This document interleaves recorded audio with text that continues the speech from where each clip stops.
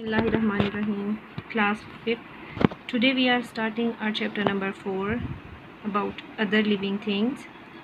In this chapter we will learn about many other things that are present in the environment. They are part of the environment but we cannot see them with the naked eyes, and they are working.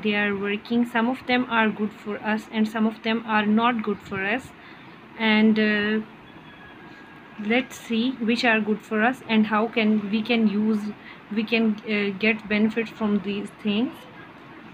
So the first thing that you should keep in your mind, that Mr. Louis Pasteur was the first scientist who discovered these microorganisms, and these very small things are known as microorganisms that cannot be seen with our eyes, but a microscope is required to see them. Number 1, our topic is about fungi, bacteria and protists. Number 1 is fungi. For a long time, scientists classified fungi as plants. However, the more scientists learned about fungi, the more they realized they belonged in a kingdom of their own.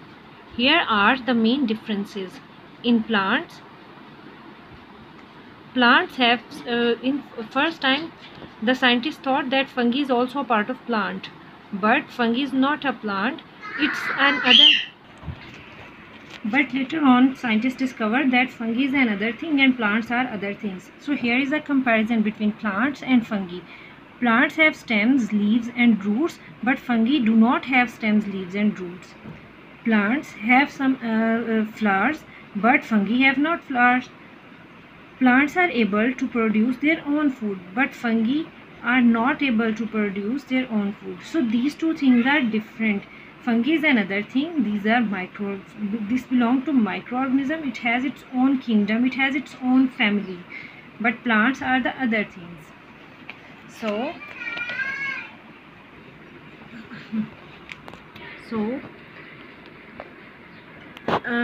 there is one thing that is common between fungi and plants, that this has pores for reproduction. This has spores for reproduction.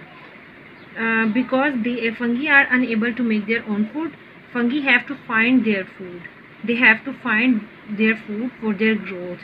They do this by attaching themselves to other living things.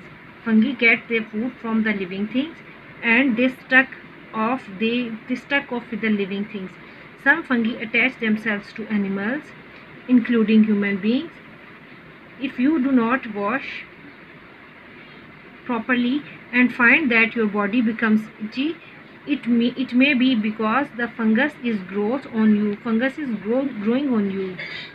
Clear? If you are not washing your body properly with good soap, and you are not washing your hands and feet properly, so you will feel some infection in between the fingers of your feet, and you can feel some infection in your joints. You can feel your body is becoming itchy. It means there is fungus growing on your body. Some fungi attach themselves to plants. Mushrooms and toadstools are some examples of fungi to do this. If you see mushrooms on a tree or ground or around the base of a tree, you will know that the mushrooms are getting their nourishment from the cells of that tree. Here is the example. You can see the mushrooms over here. They are not growing themselves, but they are getting their food from the plants, from the trees. And the other thing, that is bacteria.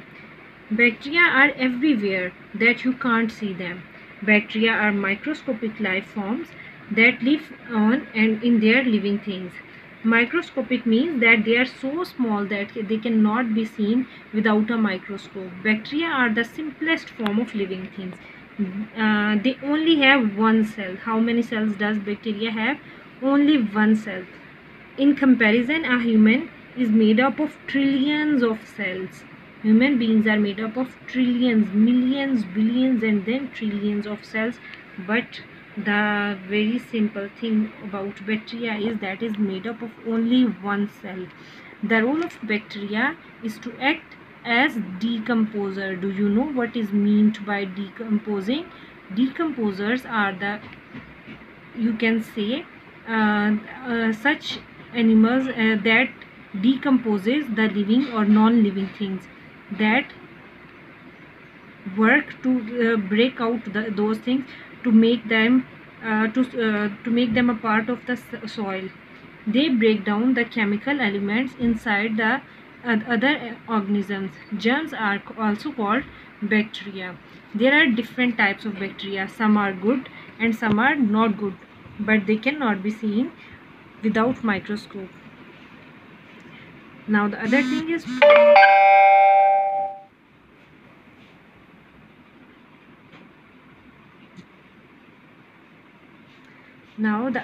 is protists. There are two main types of protists.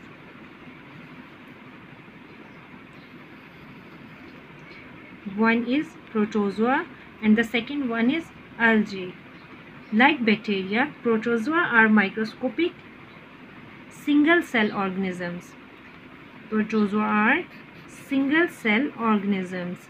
However, they do not live on other organisms. They are free living. But the different thing is there, they are free living and they are also single cell organisms. That means they can easily move from one organism to another. Some protozoa are eaten by fish, others cause diseases in animals. Some fish eat protozoa, but some cause diseases in other animals. Protozoa have an animal-like cell. They have a cell like animal. One type of protozoa is amoeba. You can see that in this picture. Amoeba lives in water, among rotting food, and in human beings. They are advanced enough to have arm-like structure. Now they have advanced. They have the structure like arms, but for the very first time when they were discovered, their structure was like very simple. Their structure was like almost like that, but now they are very advanced and their structure has changed with the passage of time. Now they have arm-like structure and they are present in pond water and in rotten foods and in human beings, and that help them to grasp food particles and move. Their arms help them to grasp food particles and to move. Now come for the algae. Algae have a plant-like cell. It also have a plant-like cell. The thing that is different, amoeba has animal-like cell, and plant has and algae has animal-like cell. Protozoa also have animal-like cell. Algae have a plant-like cell, while most algae have just one cell. Some have multiple cells. Algae live in water and are able to make their own food from sunlight. Some algae are microscopic, but some are much larger. Sewage is an example of algae.